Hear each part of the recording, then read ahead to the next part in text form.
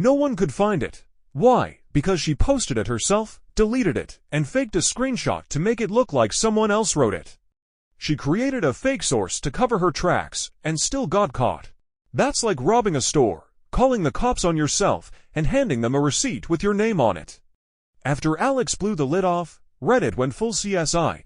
Dozens of posts exposed JS for stealing everything: survival tips, brain hacks, animal facts. Some videos were so close, it was basically voice-over karaoke. At that point, even her fans had enough. Her like-to-dislike ratio tanked. TikTok stopped performing. People unfollowed in droves, and JS are still posting. Still pretending like nothing happened. No new apology. No accountability, just business as usual, which is wild. How many careers have to crash and burn before someone learns the internet doesn't forget? Especially when the receipts live on Reddit longer than your career. So, what's the final verdict? ONLYJS didn't just get cancelled, she got exposed, repeatedly, and instead of learning, she doubled down. Faked sources, ghosted people, played the victim. Her career wasn't destroyed by trolls or haters, it was destroyed by her own arrogance, laziness, and refusal to take responsibility. She didn't just burn bridges, she set the whole internet on fire. And then blamed the matches. Now, she's not known for fun facts. She's a walking case study in how to ruin your reputation one stolen script at a time. So what do you think? Is there any coming back from this? Or has OnLives finally hit the point of no return? Drop your thoughts in the comments, and I'll catch you in the next one. Peace. So how exactly did Rachel Zegler go from Spielberg's Golden Girl to Disney's biggest PR disaster? Because this wasn't just a misstep, it was a full-on, career-ending nosedive. And as much as calling it satisfying might sound harsh, well, the internet seems to think otherwise. So between Disney's choices and Rachel's own behavior, how did this all go so wrong? Let's break it down. Before the memes, before the backlash, before the internet collectively said, "We're done with Rachel Zegler," she was just another theater kid from New Jersey. Born in 2001 to Colombian and Polish parents, she was the girl singing show tunes in the cafeteria, probably ready to tell you her Hogwarts house at any moment, and to be fair, she had talent. She could sing, she could act, she was the whole package. Her big break came in 2018. Spielberg was casting for his remake of West Side Story, and out of 30,000 hopefuls, Rachel, an unknown at the time, landed the lead role of Maria. That should have been the start of a dream career, and for a moment, it looked like it was. Critics praised her performance, she did the red carpet rounds, and the hype made her seem like the next Anne Hathaway. But then, she started talking. Her first red flag wasn't even during an interview, it was on Instagram. When she wasn't invited to the 94th Academy Awards, she threw a public fit. Not just a sad selfie, she straight up called out the Academy, like she'd been left off the guest list to her own wedding. And guess what? They caved. Not only did she get an invite, she got to present. All because she made enough noise. But let's be real, that's not empowerment, that's entitlement. From that point on, the internet started noticing. This girl wasn't ready for the spotlight.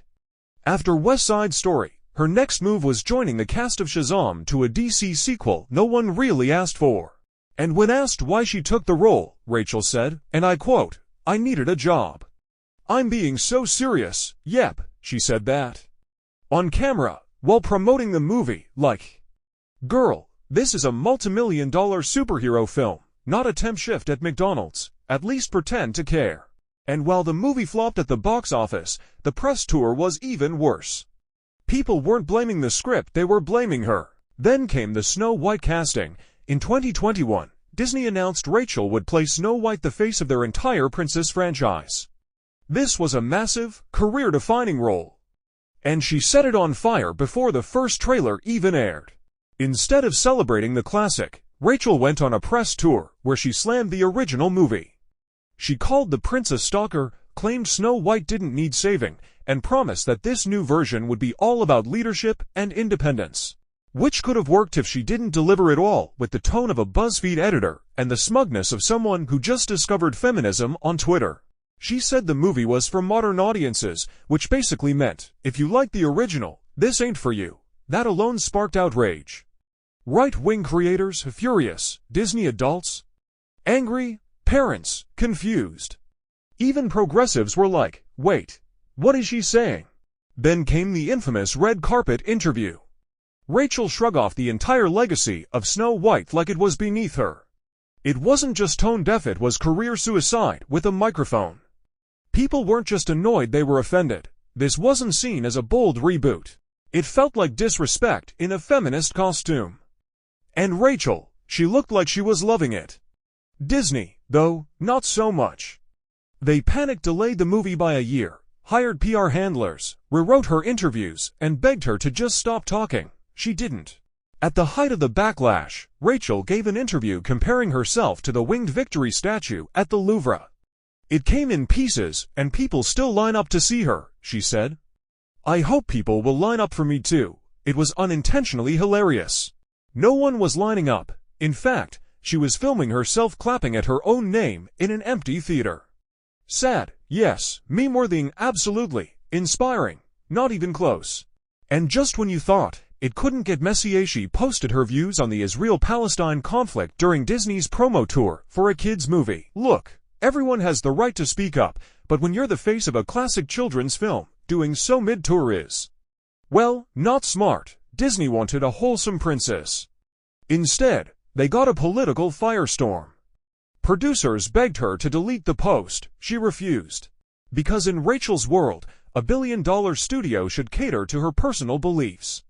And again, it just got worse. Then, Snow White finally dropped in 2025.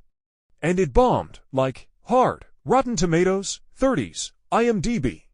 2 out of 10. Audience reviews, brutal. This wasn't just a flop, it was nuclear. Disney shelved other princess reboots, cancelled Rapunzel, and ghosted Rachel like a bad Tinder date. She didn't just ruin a movie, she crushed an entire genre. And the fallout. Rachel said she started taking anxiety meds and leaned on her psychiatrist to cope. She claimed she didn't want a victim mindset while describing how traumatizing it was to play a Disney princess. I stood there for 18 hours in a dress, she said. I deserve to be paid for every hour it streamed online. Imagine making 7 figures to wear a costume and still trying to frame it as a social justice issue. At that point, even her co-stars backed away. Andrew Burnap, who played the prince, subtly distanced himself. Producers blamed her behind the scenes. No one wanted to work with her anymore. She went from Hollywood's it girl to the industry's do not cast list faster than you can say media training. Her next gig, a theater production of Evita in London's West End. Not bad, but a far cry from Hollywood. No big studios, no blockbusters, just stage lights and damage control.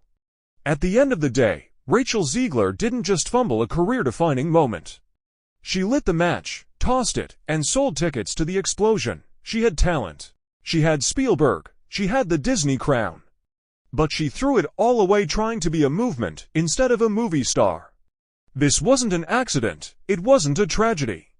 It was a masterclass in how to turn a golden opportunity into a cautionary tale. But hey, let me know in the comments, is Rachel Zegler a misunderstood icon? Or just background noise in a film